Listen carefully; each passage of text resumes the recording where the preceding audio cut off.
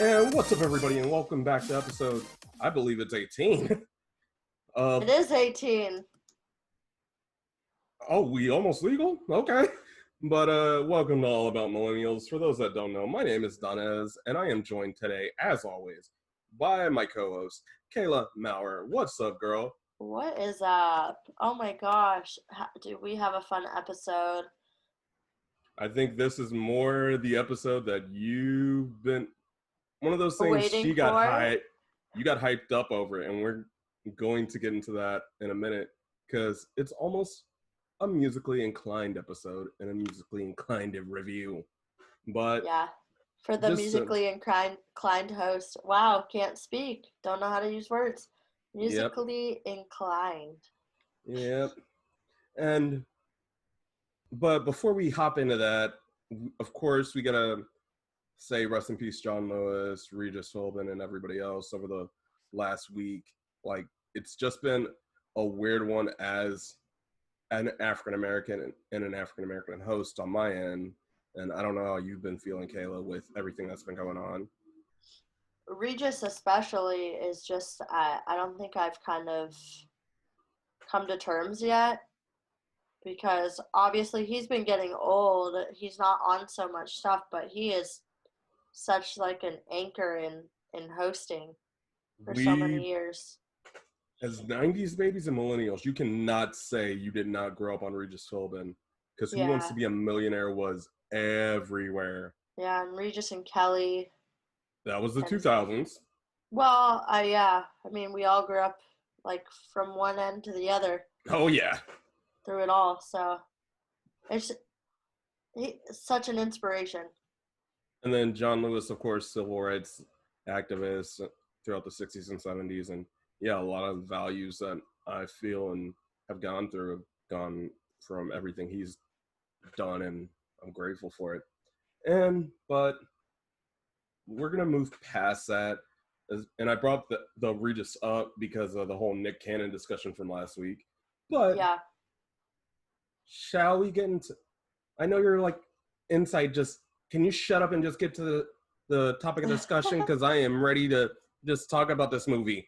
I mean, I'm not telling you to do that, but I'm ready. I can tell just by your posture you are ready to talk on this. I'm sitting like a queen right now. I found a new spot to record. I'm like, why don't we use this bedroom for something? It's empty. Oh my gosh. I can't wait. Might be the new spot. But the reason she's hyped, I'm okay, but I'm still going to look at it objectively, and she's pubbed it up, we're going to be reviewing the 3-hour musical movie on 2 hours and 40 minutes. My Disney Plus said 3, close like 250, but in credit scenes and all that jazz. I looked at TRT, and it is the movie Hamilton. I'm so ready.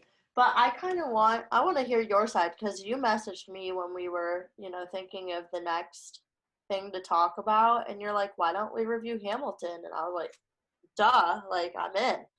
So I want to hear what sparked your interest in it. So my whole thing, and I was thinking about what interests for right now, because there's not too much other than the fact sports are slowly but surely coming back. But how long, depending on how smart people are going to be, if they're going to just be in cluster bubbles or if there's going to be anything at all. And I don't know if it's going to be open or separate. But with that being said, because there's not really much still going on right now, I thought like, hey, why don't we just review just classic things that both Kaehla and I are going like enjoyed, or just things that are still active, from one that Kaehla's highly interested in to one that I'm highly interested in next week, which I've got a couple contacts that I can easily get in touch with right now, and one that's probably going to be mad at me when I talk to him later. But with Hamilton, I know for me, I grew up a choir kid. I grew up a choir boy, loved musicals, and heck, I was a Glee kid, so R.I.P. Naya as well. Yeah. And then, Gosh, we've been through a lot in the last couple of weeks. 2020 has been a cluster. I'm not gonna say the other word because I am not trying to have to censor right now. But Yeah, continue. yeah, but in turn, it's just been like, okay. And I wanted to give Hamilton a shot because I know that's like the Haha, was musical. that a pun? I'm We're gonna just kidding. get. I'm gonna. I'm You gonna said you're touch on. going to give Hamilton a shot. I'm going to touch on that in a second. Okay. But and that's one of my cons actually. But with that, it's just more so like you go from watching Singing in the Rain and almost turning you off a genre that you grew up loving. Because I was the type that grew up on the Usher Caught Up series, Carmen, the Beyonce like musical, and like I said, Glee, Trapped in the Drive-Thru, the Word Out. I'm not gonna say the other one where the what it's a parody of because I'm not gonna clarify that. But yeah, it's like you grow up with music and a cappella based stuff, and then one movie because it just was like that jarring, and you really couldn't follow the story of it. Is that how you felt with Hamilton? You couldn't follow the story? No, I'm gonna get to Hamilton, and this is where I come from. Oh, okay. Or are And you I'm talking talking about about Singing singing in the Rain? bingo, Okay. You couldn't follow bingo. it. You Okay. knew you knew it was had to be one of those two. When I Yeah, well, yeah, I'm just trying to follow. yeah, So, so but definitely musicals can get like convoluted, I guess, with all the songs and everything going on and the storyline interweaved. I could totally see that. yeah, and I think the fact of the matter is too, like one song can throw you totally left field, and then you're like, wait, what? For about the other 2 hours. So it's like you have to go in and out of a story narrative, have to find that right balance of story narrative Mhm. to music to really understand what was going on. That's why I gravitated a lot toward Glee growing up, Mhm. and why I didn't care that much for Singing in the Rain to where it almost wrecked the genre for me. Because I'm like, is this what all classic musicals are like? Well, a lot of them are kind of in that style, but I mean, there are so many, gosh, words today. So many musicals that you can find all different kinds of styles, and I think I'm going to get into how Lin-Manuel Miranda totally changed our ideas of at least the storyline of a musical and how it's portrayed. And another point I do agree, and honestly, that's why I wanted to have someone that knew nothing or was just trying to get back into musicals from my end that was completely blind and didn't know nothing to somebody that is I wouldn't say, what would you classify yourself when it comes to Hamilton? I mean, I love musicals. I grew up with them. I did them when I was little, and I chose not to go that route. I chose to go more uh, TV, film, media based. But I mean, I love musicals. I love But them. I'm saying Hamilton as a standalone. Would you say you're a diehard fan, or is it just like Oh, it's I know people heavy? who are more fans than me, but I appreciate a well done musical. And I'm not going to say I listened to the soundtrack 1,000 times before I saw it. I did that with Wicked. Didn't do that so much with Hamilton, but I did quite a bit. And even my friends were into the mixtape from Hamilton, which actually they played in the credits on Disney Plus. Um, but so I guess okay, I guess I'm kind of a fan. So yes. What was the Yeah, question? Yeah, you basically answered it. So, Yeah. but then again, it's like you came from it from a personal perspective of being a fan. I was thinking from the fact your eyes just lit up when the week it got put on Disney Plus, because there are a lot of people that had that same reaction. I thought Yeah, it was going to be like I was so. mega fan. I'm just like, that was me when Well, Proud Family got put on Disney Plus. oh my god, yeah. First of all, yes, I already watched some of that. Second of all, second of all, no, I mean I love it. it. I'm going to get into it myself. I wanted you to start because I could ramble on forever. Well, I kind of want to start this discussion, and this is how we're going to tailor the next few ones, because next week will probably be, and it'll be a wrestling-ish one for me next week, based off of like just the quarantine era of pro wrestling review. But with this week, and how I wanted to structure these was the individual that knew more going in, and from the Yeah. insider perspective, and then get the outsider perspective and then wrap it, you know? Yeah. So you So mean like from a performer's perspective and from an audience perspective afterwards? I would say from the one who had prior one knowledge, but also had prior viewership Gotcha. and Okay. prior interest, I should say, Gotcha. versus the one that was just like, duh.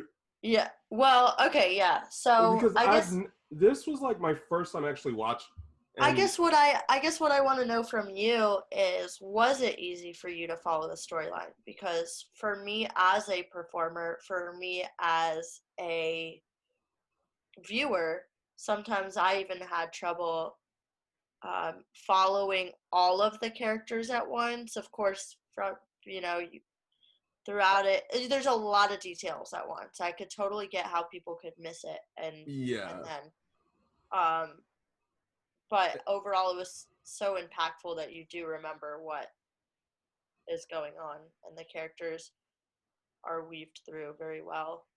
that, and honestly, and I'll get that to that as one of my pros, but they knew when to go a cappella, no background music, and just have it feel more like a conversation versus a song Yeah, in the more intense moments, to yeah, where I was just like, okay, now I'm really drawn into what's going on. right. And even the intro, I'm like, okay, this is the antagonist that introduced Hamilton, introduced your antagonist, the mofo that shot him. Yeah, Boom. So we yeah, know who to pay attention to right. throughout the entire story. And I was just like, okay, that's how you draw me in. I don't care if it's like one or two songs. I'm like, this felt so good. Yeah, I agree with that. I think that the screenplay was just I don't is it stage play? Yeah, I it's more I the actually don't stage. yeah, I actually don't know what that's called. But it was written so well. See, that's what I mean. Like I went in such a different direction that I can't even keep up with the Broadway stuff. But no, but I do know music and you made a very good point where it was almost those silent moments that were so much more intense and it was I can't stop saying it was so well done.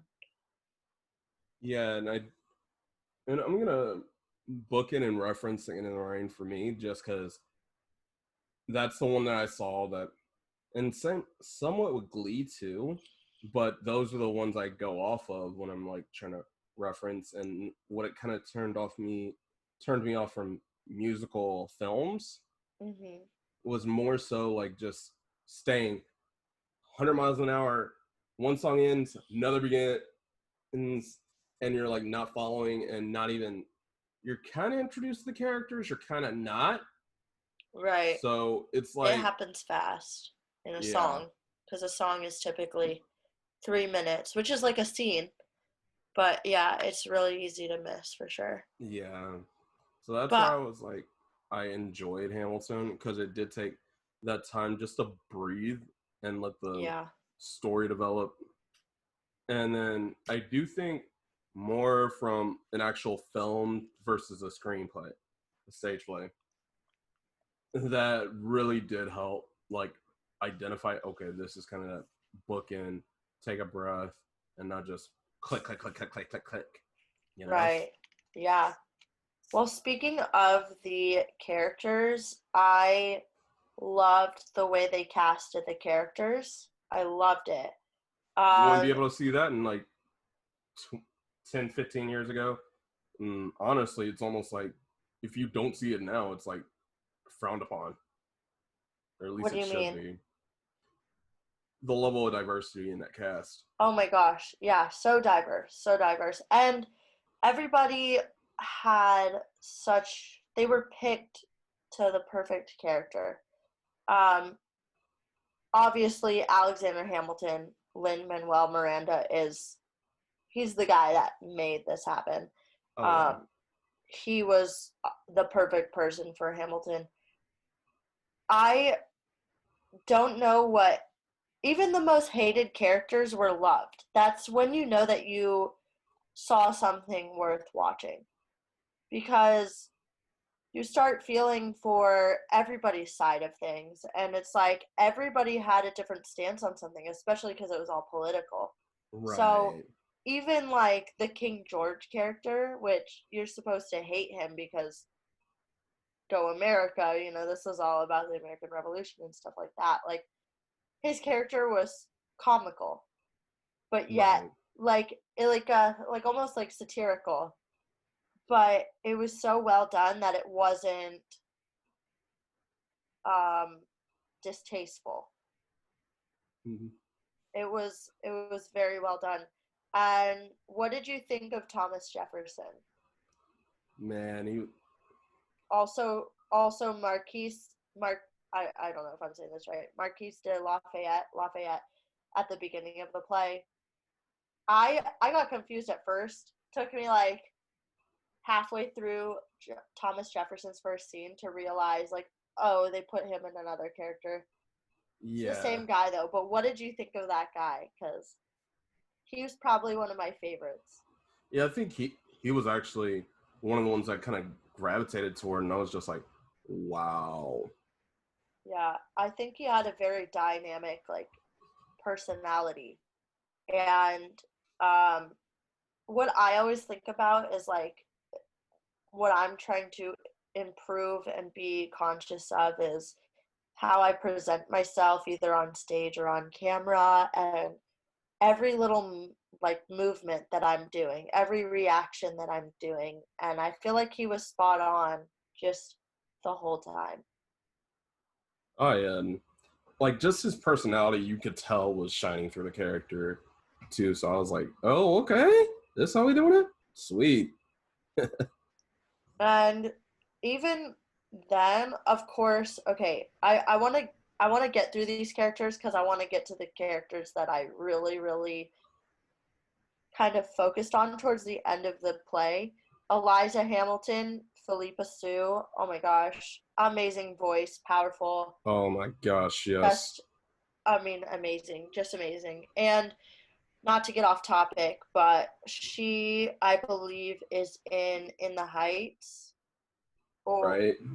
and that's also Lin-Manuel Miranda's work. And so I think that they've just found such a, like you said, like a diverse cast, and also like a just a powerful cast. Amazing.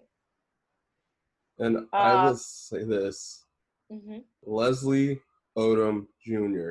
And I Yep. know this is going to get into my cons at some point, but oh my gosh, I've followed his work since freaking not even Harriet. It was like from some of his sitcom work with CSI Miami. I'm Yeah. like, I was geez, going to say I don't know what else he's been in, but I was yeah, like, like where a lot the of whole time stuff I'm was like, where have I seen him? early 2000 stuff, and you're like, wow, this man. And I'll say it right now, and this is one of my biggest cons when it comes to a lot more modern films. It happened to me in Black Panther too. Hmm. And I'm saying the first Black Panther, even though two as was probably gonna work pre-quarantine, but we don't know. But when it comes to a lot of movies that are out right now, why do I feel like more empathy as a viewer for the antagonist, the one I'm supposed to hate? Because obviously Leslie was playing Aaron Burr, the one that Yeah. shot Hamilton. It's Like, because they did such a good job at the character development.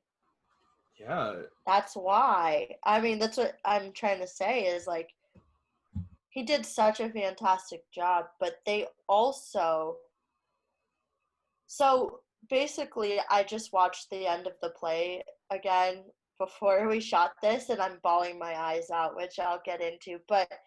Um but basically the theme towards the end of the play is like everybody in history has a story and you never know who's going to live to tell the tale. And the way that history is written is there's always two sides to a story. And so getting to see his side of the story, not that he's in the right necessarily, but he is a person with a family too. mm-hmm. So it's like you feel for that. Well, And Killmonger tried to kill his family. yeah, I mean they're all trying to kill each other, which is like a whole this is like the second half of our episode to talk about like the whole how people lived back then versus today. But Well, I was gonna get in a little bit deeper on my thoughts throughout this entire thing, second half, but yeah. yeah, no, definitely. But Oh but my I just want to gosh. stick to like the first of all how they did the play before we get really deep into it. Oh But yeah, like Renee Elise Goldsberry played Angelica Schuyler. The Schuyler sisters, amazing. Angelica was such a powerful person to have beside Eliza. Not even going to get too much into the details of like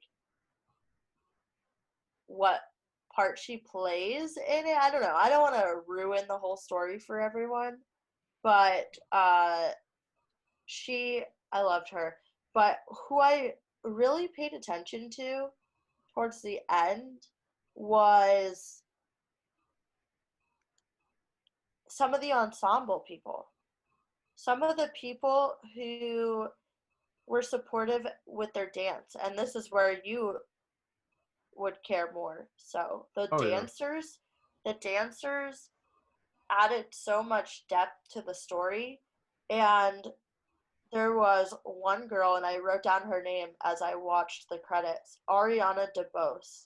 She's the one who is in the middle of Burr and Hamilton in the duel Oh yeah. and carries that whole, oh my god, she carried that scene. I always feel for the people who carry the scene. And added like I noticed her throughout the whole thing, but right at the last act, like she carried it. Yeah, and I think that just comes with the stage presence and It knowing is. where your camera is.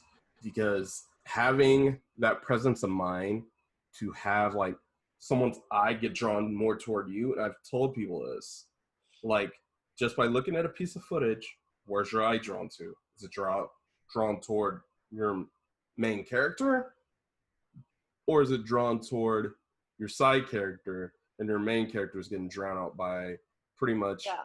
Well, the they're not getting drowned undergrad? out, but she is one of those characters that's not the main character, but if you're if you're into this whole performance realm, then you understand how important those supporting characters are. It's like a background person. Without the background people, you're just going to have an empty restaurant and two people sitting at a table talking, you And you know? can frame it around that, but Yeah. Yeah, you but just can't use wide angles. it's like, because the stage play didn't have CGI to work with, they used the people as the props as well as the background, and so it just rounded it all out. And so basically I bawled for the last pretty much the last 30 minutes of the play. So if you want to know how much it impacted me, I literally cried. Like, I had tissues next to me while I cried for the last 30 minutes of the play. And for those listening to this, Kayla's eyes do look a little red right now. Yeah, probably. Yeah, they Yeah. do. No, So, it's allergies. No, but yeah. No, I was crying. you could have just kept kayfabe and not said that, but okay. But Yeah. yeah, like keep the momentum alive, and just for me, like I did enjoy like the my biggest thing was like your color and your color palette was very key to this, to Yeah, really add to like, okay, here's your background and here's your principles, and here are the ones that at the end of the day are seeing it. right. Yeah. No, they did such a great job with the cast and with the diversity and putting everybody in such a good light, not like a physical light, but just like, Almost highlighting and spotlighting them without yeah, yeah, shadowing away from what the true plot was, which was the death of Hamilton. exactly. It was just all so well done. And we can go into the music aspect, but the way that they changed, like you said, someone coming from somewhat somewhat of a choir background, but also kind of wishing that musicals were a little more modernized. I guess that's the best way to put it. With their music choices, like Glee is more modernized, but Singing in the Rain is very much like the traditional 1920s to 1960s like musical sounds. And this play, just putting it on Disney Plus gives people the chance to see how much Broadway has progressed through the years and what people are doing, because you don't see Broadway unless you pay hundreds of dollars to go to the play, you know? Exactly. And this gave viewers a chance to experience that from anywhere. And the music relates to people nowadays, although it's telling the story of people 300 plus years ago. To me, and I know this is going to be a bit of a difference for you, but the music to me was a bit of a con. And Was it? yeah, and it's just more so, I'd rather, mainly because it's a historical piece. That's where I'm like, okay, if you're doing something or writing something that is based off a historical event, which this was, and you could tell, like the soundtrack has to reflect that. The score has to reflect like that time period almost to the key, especially when you're wanting that Right. historical accuracy. And Well, granted, this was. Sorry, continue. Sorry. granted Go I ahead. liked the soundtrack for Hamilton. Don't get me wrong. However, you have to respect the historical accuracy that was depicted in the over the film, especially like My Shot. That sounded like it was straight up 2015. However, this was like what 1700s. Yeah. Like they were going to events in the 1700s. So yeah, I wouldn't mind a score or like a soundtrack from that, because you're keeping that historical accuracy instead of trying to modernize it just to fit the demographic or the time period that it's being Right. displayed in. Which I think there are a lot of productions that are doing that, but they purposefully made the sounds modern. It was intentional. But it was it was like an homage to the 1700s, I guess more so, than like a period piece, so to speak. Right. Okay.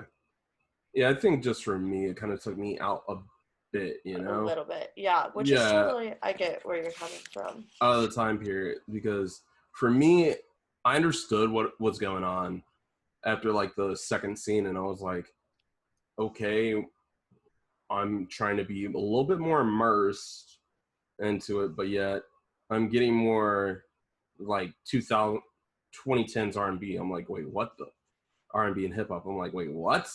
Yeah. So it kind of took me out of that moment, and And had you especially had you and listened to the soundtrack before watching it? no, Okay, okay. So I had only heard the soundtrack before watching it. and that And the mixtape is a lot of like 90s to 2000 sounds. yeah, Well, it has all of the top artists from the 90s to the 2000s. yeah, I feel like that to me would take me kind of out of it just for like those key moments. Right. And I'm coming at it from a story perspective. Like, if you're wanting to hook me with like the tension of like, oh, what are you doing? Or especially when Burr and Hamilton are going at it in the last few scenes, like keep me in with that tension. Don't like kind of deteriorate me from just with something modernized. Like keep me in that time period, keep me immersed in that feel, that moment that's going on, Mhm. rather than just like pull me out with something that kind of to me doesn't fit. And this is just Right. me from a story mode perspective, a story perspective. Why am I? Yeah. That's interesting that that actually took you out of it. In a lot of ways, the way that they did their dance, I felt like it was very like traditional as well. I don't know. They mixed it for me. They It's mixed it really well.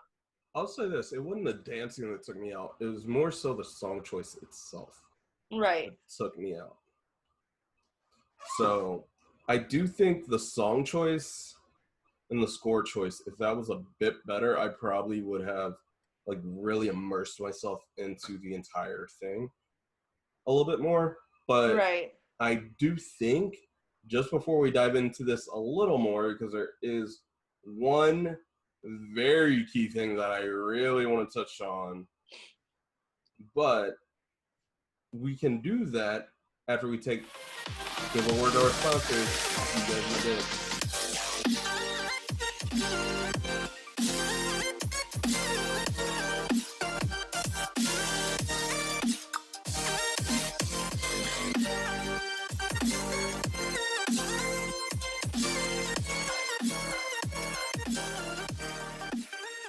Yo, when we are back with episode 18 of All About Millennials.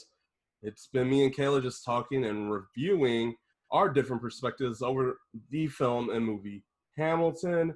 How you been, Kaehla? How's this for you? I mean, I'm just kind of surprised that the score is what took you a little away from the enjoyment of the play. That's I I think just for me and knowing I'm been so hyperactive, and this is why I can't sit for like movies and stuff for more than 2 3 like a couple hours, just to because needing to be active and kind of short attention spans, and with these drawn out plots specifically, it's very common in Marvel now to where it's like keep me engaged, keep me engaged, keep yeah. me engaged. We did have that conversation one week about Marvel Yeah, being long and drawn out.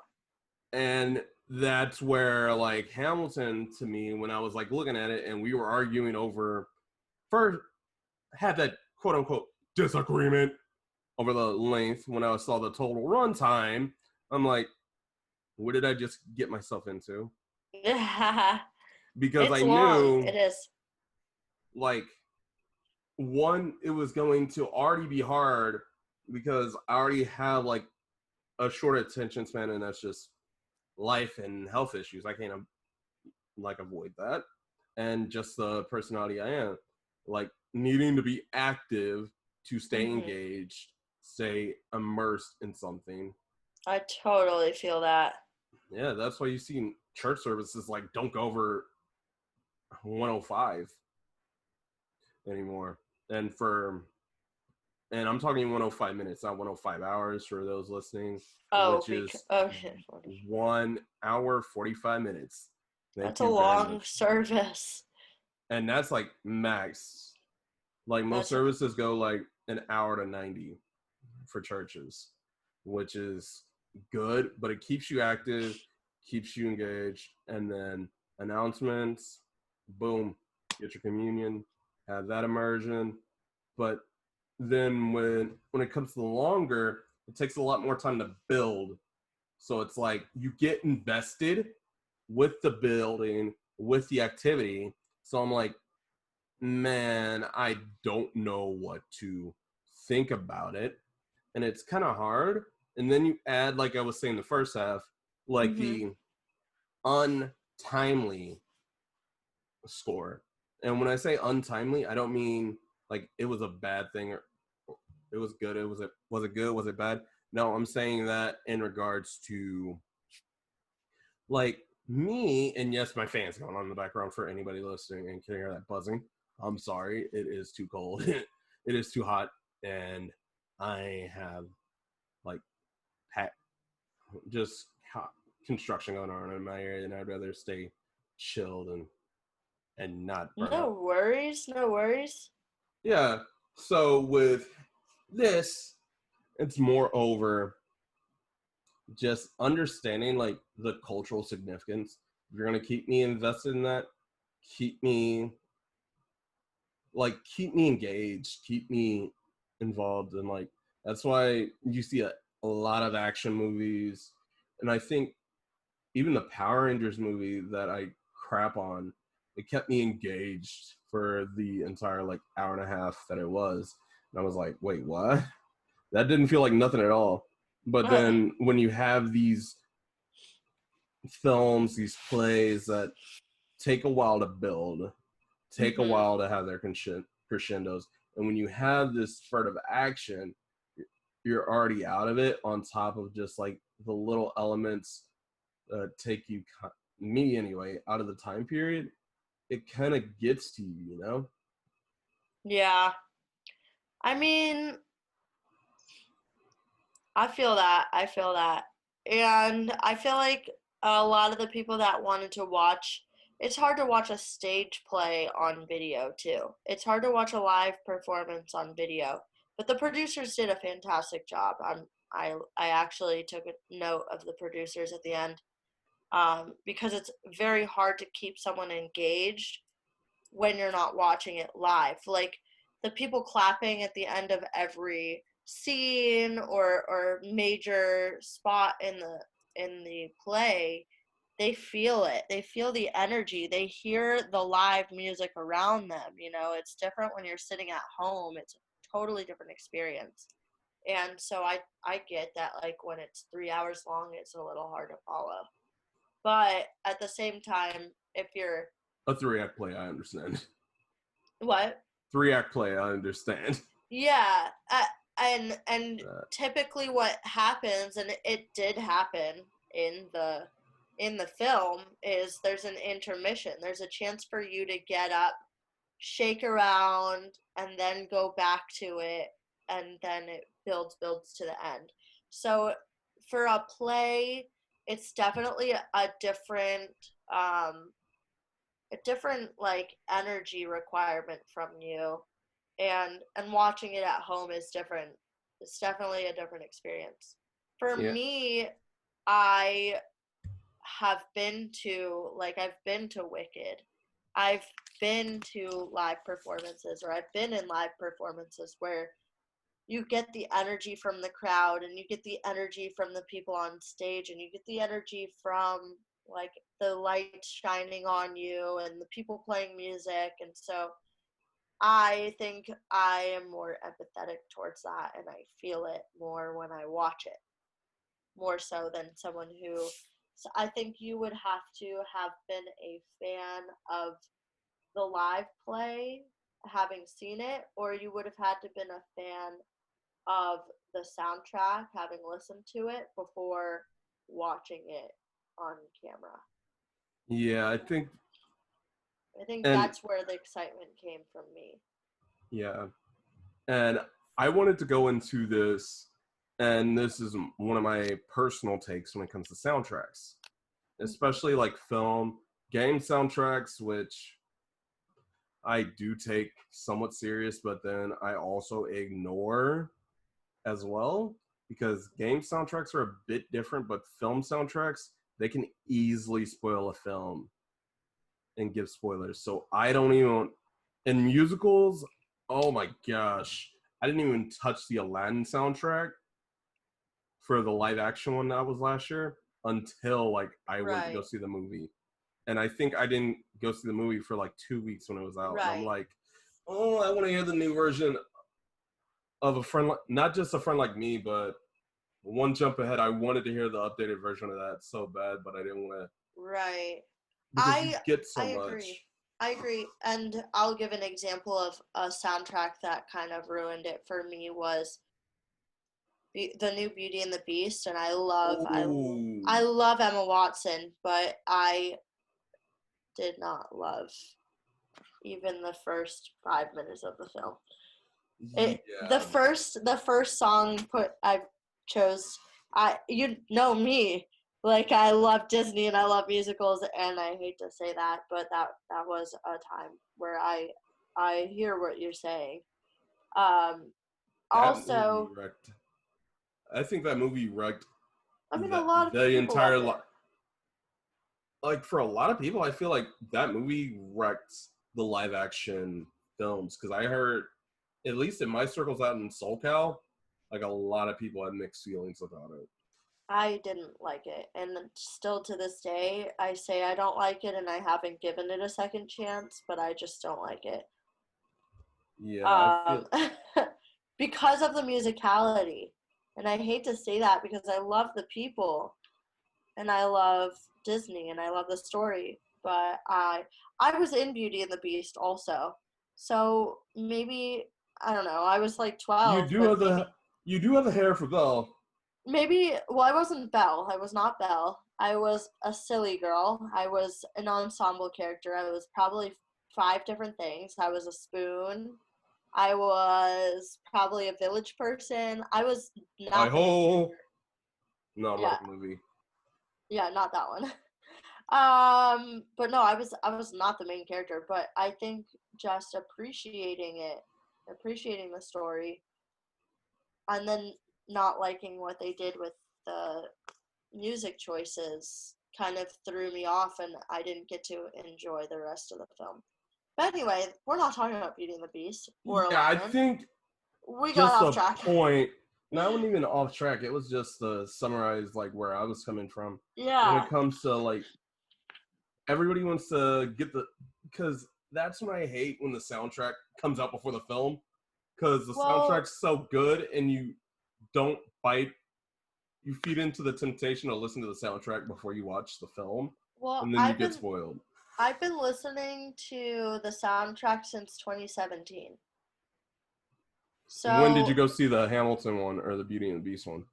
I didn't see Hamilton live because I couldn't afford it and I was not available. But I was up here. I was up here when they had the cast playing in Up Broadway here, as in New York, or in New up here? York. Okay. I was in New York, Give context to your everybody, to your but fans. it's been around for a few years, and with a Broadway play, there's no guarantee that they're going to put it in a film. Like that's how people that watch Broadway plays appreciate the music as they listen to the soundtrack. And so it's like Wicked's still not a movie. but a lot of people just listen to the soundtrack. Or Mamma Mia wasn't a movie for a long time, but people eventually, saw the movie. But the soundtrack was ABBA songs, so they already knew them. So that's not a good example. But for the most part, like if I listen to a playlist of Broadway musicals, I guarantee I'm not going to see any of those live, and there's a large chance that they're not a movie. They're just a play. So you kind of have to follow.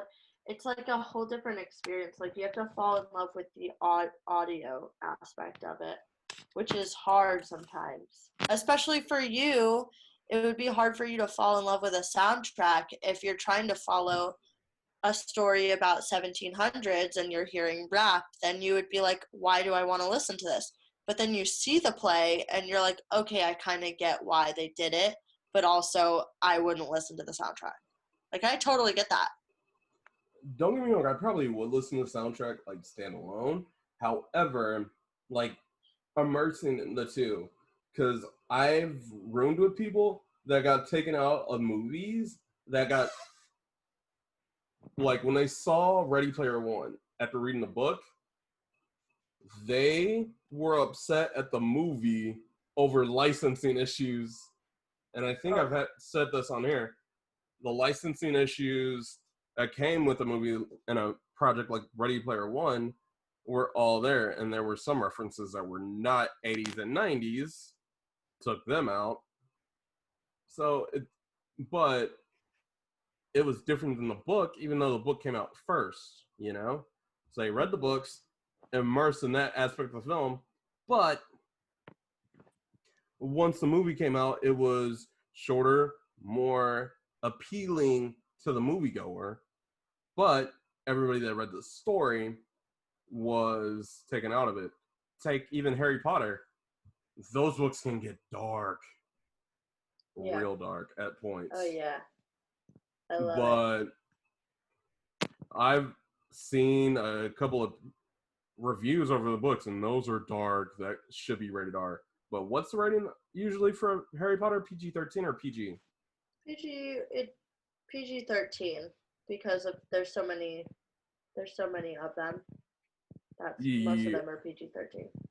Yeah. But yeah, borderline. I feel like towards the end it could have been borderline. No, they never. I don't think they really. Maybe. Nah. No, PG-13. I was gonna say maybe gore-wise, but I don't think they crossed any boundaries. Yeah, but it could have gotten a lot darker in the films. It could have, for sure. But it kept it friendly for all.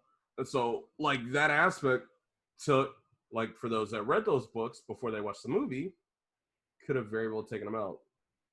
However, and just like I did with the Harry Potter marathon a few years ago, I approached that the same way I did this. Didn't touch any of the physical content that was out there before watching the film, so I can gain an understanding and an appreciation for the film first, and then dive in and fill in the blanks with either the soundtrack, the books, or anything else, Yeah. And that's where I'm looking forward. That's what I'm looking forward to with Hamilton down the line. But it's just weird for me to dive into that. Now, and I know we're approaching, weirdly, and I don't know why. This is such a crazy time. We're coming up on that hour. So, any last overall observations on the film? I think that we came to the conclusion that I liked it a lot more than you did, but I mean, both of us agree it was so well done. Just from putting it onto a streaming platform to the diversity of the cast to just the storyline itself. Fantastic job. And I know a lot of people have reviewed this already. We haven't had a chance to. But I'm so excited for out of 5, what would you give it? Oh, it's a 5. I'd give it a 5, yeah. I'd say, I told you I cried for 30 minutes, so okay, I'd say about a 3.5 for me. 3.5. There we go. That's fair. I mean, For a I first time viewer, like, yeah. I And have as you said, like known the about it for play, 3 years. yeah. So for the live action to be a little bit different on film versus in house, which in house is totally different. I've been to Yeah. a few plays and a few opera houses, and you feel like You just feel your it. body like becomes alive for that. Whether you're on the stage or you're in the crowd, you're feeling the intensity of the story and just connecting to the audience and stuff like that. And it's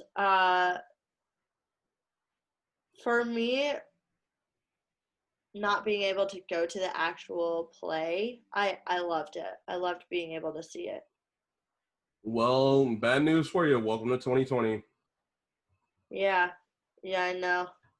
Things are gonna be a little different now. A little, like there's about to Things be, are different now. there are not about to be mass gatherings that size. Like you'll probably get like one Yeah. balcony half full, and that's probably going to be all the capacity they can take just to fit the entire orchestra and everybody on stage. Yeah, that's so true. You know, And this is not me trying to be funny. This is like the no, honest to God truth we are so fortunate that we got to see that. with a packed Given, house.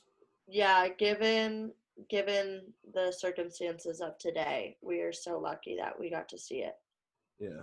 in some shape or form, the way that it should have been presented. Yeah. So I'm grateful for what it was 5 years ago. And this next week, I'm gonna bring on not just get a hold of Trico, but also another mutual friend, and kind of just touch on something that has been going on since the start of the pandemic and continued, and just rap about it. I'll give Kaehla a couple shows to catch up on, just to get that general feel of what 2020 has done to everybody in these Yeah. quote unquote empty arena sports shows that are some wrestling I might send a couple NBA clips. I don't know, since the NBA started their training to get back on the court this week. So yeah, I'm looking forward to that. I will see you guys later. Don't forget to follow at what, Kaehla? Follow All About Millennials podcast on Instagram I'm talking at, about you personally. oh, Your well, no, we're website. plugging us. All_AM podcast on Instagram. We are on Spotify. We are on Anchor. We'll check out our Anchor, first of all. Here's the thing about Anchor, and this is what I've learned for the 2 episodes that I've gotten to see what the editing is like, is we actually need your help in order to monetize our podcast. And you're able to donate to our Anchor so that we can continue to grow this. So please check out anchor.fm and check out our YouTube if you want the video aspect. But more importantly, check out our Anchor. And if you can't find our Anchor, then you can go to our Instagram to find our Anchor on the link in our bio. All_AM podcast, baby, on Instagram. And honestly, I'm debating right now, since I have a little bit more accessibility and I'm starting to get back into that game of making a Twitter for us. Stay tuned on that. But that was not the one I wanted you to pub, though. There's a certain website else that you started up that I was like thinking she was gonna pub, but I guess she thinks she ain't relevant anymore. Sorry, guys. No, we can plug ourselves up now. Then plug yourself. You first, ladies. So, well, guys, I have a website now for all of my projects, and it's kaehlamaurer.com, KAEHLAMAURER.com. And click on the contact button, put your email in, subscribe. I'm going to be giving updates on what I'm doing once I formulate how to do that. But I do have my website up, so you can check out what I've been up to, and I'm definitely updating everything right now going into the fall season. What about you, Donaze? Plug your plug your gaming. Well, it's very simple for basically my Twitter, my my Facebook gaming, my Instagram, just about everything at DKEY, the number 4REAL. DKey for real, basically everywhere. And link tree is going to be in the description, but hey, it's the same like whatever.com/DKey for real. And I've been trying to get there and just get my stuff organized. Like the one thing I'm working on right now, other than just getting my streams on a consistent schedule now that I am feeling 100% better. No, let me rephrase it, 80.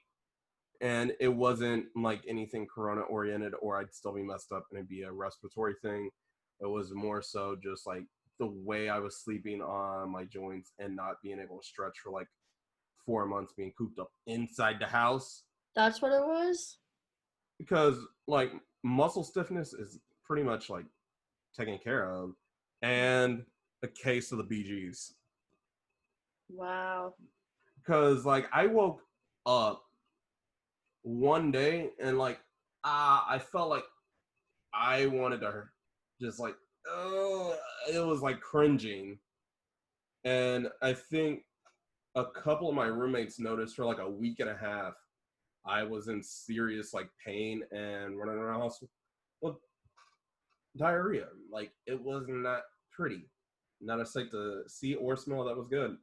But I'm feeling 100% now and going to be starting very soon. I'm streaming now WWE 2K20s and finishing that career mode up, starting mid-August. As soon as I finish up WWE 2K20's career mode, which I'm halfway through with, I'm going to finish up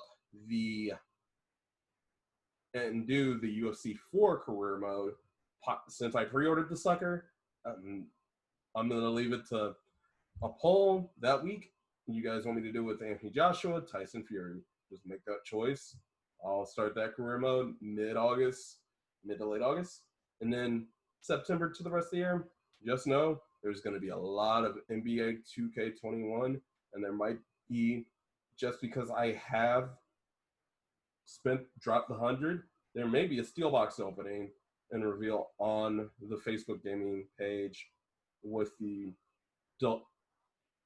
Kobe 8 jersey, not the 24 jersey, which that era of Kobe on the Lakers does have a special place for me.